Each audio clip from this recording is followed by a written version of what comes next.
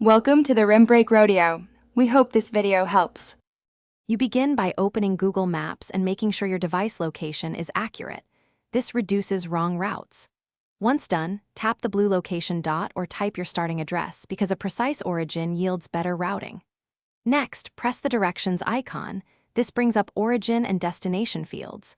Make sure to select the appropriate mode of travel: driving, walking, transit, or cycling, since each option changes roads, times, and lane guidance. Now enter your destination and pick the best suggestion, or long press a map spot to drop a pin. This ensures exact endpoints. Then review route alternatives that appear as gray lines. Tap to compare time and distance. Also use route options to avoid tolls, highways, or ferries when needed, and set departure or arrival time for traffic-aware estimates. Make sure to scan the step-by-step list and lane guidance, because that prevents surprises on complex junctions. Tap Start to launch turn-by-turn navigation. Listen to voice prompts and watch the on-screen arrows to stay on course.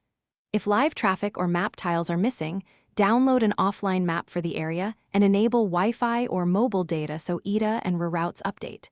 If Maps keeps misrouting, let it recalculate, then try re-entering the destination or clearing the app cache.